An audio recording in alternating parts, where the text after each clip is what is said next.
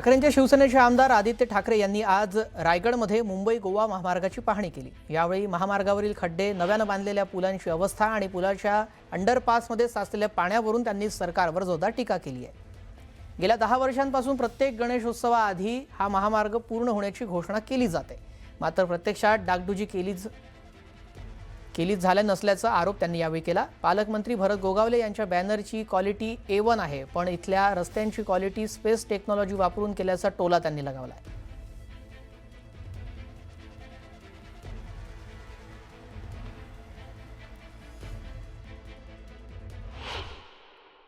या वर्षी आम्ही ऐकतो की प्रत्येक गणपतीच्या आधी हा आता रस्ता होणार। काही ठराविक मंत्री येतात, पाणी करतात, मग PWD वाले येतात, NHA वाले येतात, डागडुजी करतात आणि रस्ता हा असाच राहतो। ह्याच्या खालचा जर रस्ता पाहिला तर तेवढाच भयानक आहे।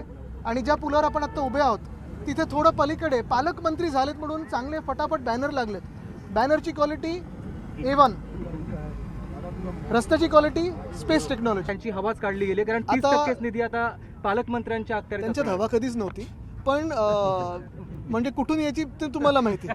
पण महत्त्वाची गोष्ट ही आहे की आपण पाहिलं असेल जे आता पालकमंत्री पदावरनं 2-2.25 वर्ष भांडण चालू होतं, त्याच्या आधी 4 वर्ष म्हणजे 2 वर्ष भांडण चालू होतं। भांडतात पालकमंत्री पदावरनं, भांडतात गाडीवरनं, भांडतात बंगल्यावरनं, पण ह्याच्यावरनं कोण आवाज उठवणार? थोड्या दिवसापूर्वी दुबईच्या राजांनी मंत्री महोदयांना तिथे बोलवले दुबईचे रस्ते बनवायला, असं ऐकलं आम्ही। त्याचे टनेल केलेलं आहे। मी किती त्याचे टनेल केलेलं आहे। आपण पाहिलं असेल त्या टनेलमध्ये आता पाणी आहे। टनेल म्हणजे अंडरपास केलंय, तिकडून ग्रामस्थ दुसऱ्या बाजूला जातात, लहान मुलं शाळेत जातात, अनेक लोक तो अंडरपास वापरतात। गुडघ्यापर्यंत पाणी होतं, आम्ही दोघांनी पाहिलं, आणि तर मासे दिसतात त्या अंडरपासमध्ये। पण दुबईकर राजांनी जर आजचं हे फुटेज बघितलं तर काय होईल माहित नाही, पण स्पेस टेक्नॉलॉजी वापरली एवढं 100%। पुढची बातमी पाहूया। मुंबईतील मोकळी मैदानं वाचवण्याची मागणी करत ठाकरेंच्या शिवसेनेचे आमदार आदित्य ठाकरे यांनी रविवारी वांद्रे येथील नेव्हिल डिसूजा ग्राउंडवर तिरंगा रॅली काढली। गेल्या 4 महिन्यांमध्ये तब्बल 17 मैदानांचं आरक्षण बदलून हे भूखंड भाजपशी संबंधित संस्थांना देण्याचा प्रयत्न सुरू असल्याचा गंभीर आरोप यावेळी आदित्य ठाकरेंनी केला होता। त्यावेळी त्यांनी भाजपचे नेते अमरीश पटेल यांच्या SVKM या संस्थेचा उल्लेख केला होता। आदित्य यांचे आरोप अमरीश पटेल यांनी फेटाळून लावल्यात। आम्हाला कोणताही भूखंड मोफत मिळालेला नाही, अत्यंत पारदर्शक निविदा प्रक्रियेतून PPP तत्वावर हे क्रीडा संकुल चालवण्यास मिळालेलं आहे, असा खुलासा अमरीश पटेल यांनी केलाय। आता मैदानं राहिली कुठे? सगळी प्रायव्हेट ट्रस्टच्या हातात दिली जातात। ते कुठचे काय SKVM की SV जे काय ते जी काही ट्रस्ट असेल, ह्यांच्या ट्रस्ट कोणाचं आहे? 850-900 कोटीचा प्लॉट तुम्ही 21 लाख रुपये पर इयरला देता। काय नेमकं चाललंय राज्यामध्ये? कशालाही भूखंड तुम्ही देताय? कोणासाठी देताय? काय नेमकं तुमच्या मागे असं लागलेलं आहे की 15 दिवसात तुम्हाला सगळे भूखंड काढायचे? ही प्रक्रिया एकतर्फी किंवा मर्यादित संस्थेसाठी नव्हती, त्यामुळे BMCने राबवलेली ही प्रक्रिया पारदर्शक होती। त्यापैकी SVKM सर्वोच्च गुणाचा प्रथम क्रमांक मिळवला। BMCने 50% रेव्हेन्यू शेअरच्या आधारित आम्हाला दिलेला आहे। सर्व कॅपिटल मेंटेनन्स ऑपरेशन खर्च SVKM 10 वर्ष करणार आहे। याशिवाय BMCला अतिरिक्त आर्थिक लाभ मिळणार आहे। दरवर्षी 1 लाख फी वेगळी, 25 लाख परफॉर्मन्स गॅरंटी आहे। जमीन क्षेत्रफळ 1157 एकर आहे।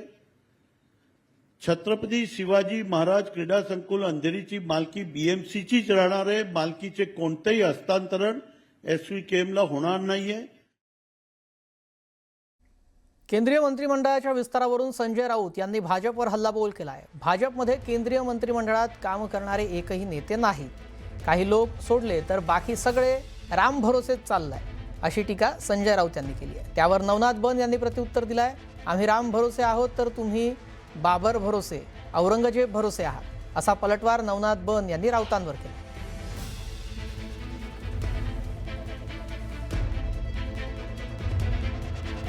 भारतीय जनता पक्षामध्ये एखाद दुसरा नेता सोडला तर त्या लायकीचे नेते केंद्रीय मंत्रिमंडळात काम करू शकतील असे कोणी दिसत नाही।